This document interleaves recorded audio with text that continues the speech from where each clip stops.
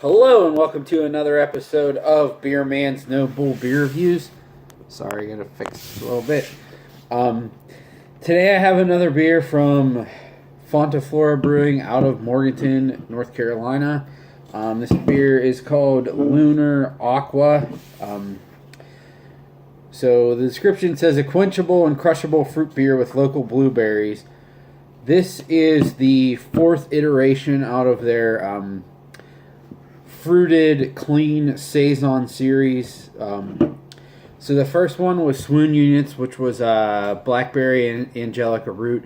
The second one was Fruit Bat Disco, which was strawberry. Third one was Space Confetti, which was peaches. And then this is the fourth one, which is blueberries. The ABV on this is 4.8, which is interesting because I don't think they're all the same, but it makes sense because I don't... From reading the descriptions, these aren't like dry fruited. There's actually fruit thrown in the fermenter, so you know, it depending on I'm guessing the base beer is the same in all of them, but how much of the fruit gets fermented was what would change the ABV. So let's crack it open and see what we got. I'm really excited for this because the other three in this series have been absolutely fantastic, and I have no reason to doubt this won't be just as good. Wow, that's a beautiful color.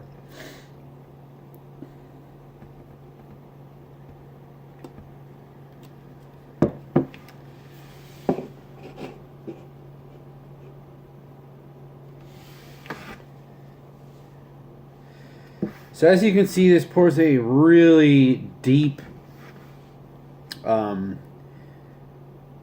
dark pink to purple color with a nice pink head that's fading pretty quickly. These have all been fairly pretty carbonated, so that makes sense for that.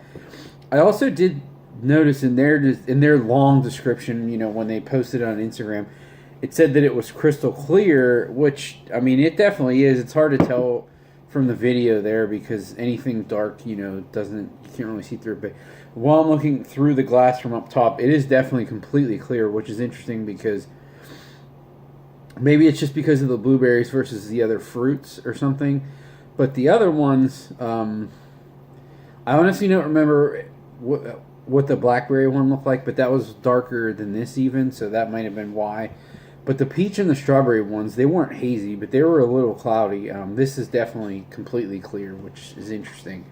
So let's go through the aroma.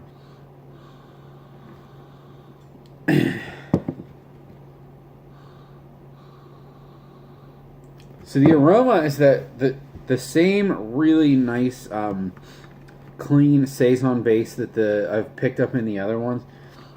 A little bit of like a weedy character, a little yeasty.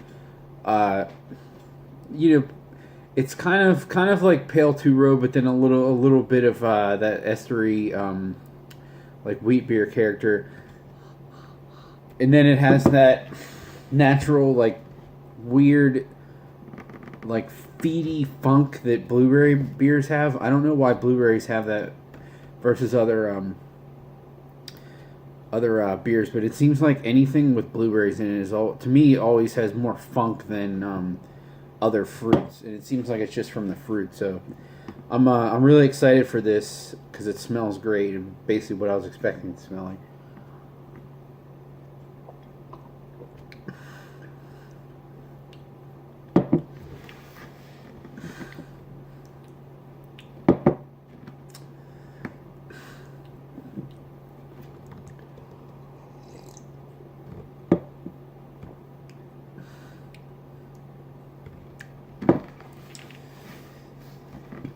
So, what's been the sticking point for all of these for me, why they're so good is so from reading the description on this, there was about like a pound of blueberries per gallon. My lights just flickered. If you saw that, my electricity. There's a pound of blueberries per gallon in the fermenter, and then another pound. I guess they took it off the yeast cake, but then they didn't kill the yeast. They didn't shock the yeast or anything. They put it on another pound, so that The other pound still got fermented out, just from the natural sugar that was still floating in solution. So this is not like that there's additional fruit added after the yeast was gone and added sweetness. These are all very, very dry beers. I would actually like to, I'm not going to do it now, maybe with what I have left, but to put this in a hydrometer to see what the final gravity is. Because they're all, this actually might be the sweetest one, and it's not sweet at all. But like the peach one especially and the strawberry one were really, really dry. But this is in the same vein. It's almost it's almost like it's vinous. It's like, it reminds me of a dry red wine.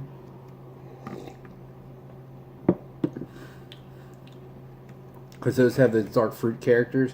And so it's like all the other ones where the initial taste up front is that really nice, clean, dry Saison. And then there's just, in the aftertaste, there's just a big essence of the fruit, but it's not sweet and it's not tart, but you definitely taste it. And with this, it's the same way. But because blueberries have that funk to it, like, it adds just like a funky dry character to it. But it's not like bread. Like, you can there's not bread in this at all. You can tell.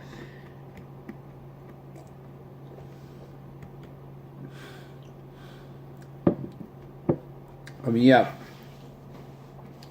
Really, if someone made like a really dry blueberry wine, that's what this reminds me of. Other than the fact that it does have that little bit of a yeasty, grainy character, but it just has that deep, dry, dark fruit character that, you know, makes me think of like dry red wine. And blueberry is definitely, honestly, is a is a fruit that's really hard to pull out in beers. I mean, to me, they seem to always come off this way, that they're just like a generic, dry, funky, dark fruit. They don't taste like artificial blueberry at all. I guess regular blueberries don't either, but it's really hard flavor to pull out. But again, it's the same as the other ones. The fruit is definitely there, and you get a nice taste of the essence of the fruit, but it's not sweet or not tart at all, which is awesome because you could just drink this all day. So this one was $18 a 4-pack, which is a little more expensive than like the Fruit Bat Disco and the Space Confetti. I think the Swoon Units was equally expensive because I think blueberries and blackberries are more expensive than peaches and strawberries, at least in this region. So and then they even said like it's because of the fruit cost is what changes the prices in these. There's no other reason. So I completely understand that. So that makes it like $4.50 a can. I would absolutely buy. I mean, I'm going to buy more of this, but I would buy that all day. And this is a beer that I feel like people in all different realms of craft beer would love. You know, if you like fruit beer, if you like the juicy beers, it's not as juicy, but it's still a great fruit beer. If you don't like beer at all and you like wine, you might like this. If you really like simple, dry, easy drinking beers, you would like this too. So I feel like this would work for a lot of different people, and this is absolutely a buy for me, just like all the other ones are. I will say, just to kind of do a scale of all the different ones in the series, this is my least favorite of all of them. But that's not to say that there's anything wrong with it. I just like blackberries, peaches, and strawberries, the fruit themselves, and in beer more than I like blueberries. So that's the only reason why. But again, they pulled this off just as well as they did the other one. So again, this is definitely a buy for me. Please like, comment, subscribe. Let me know what you think, and I look forward to doing the next one. Thanks.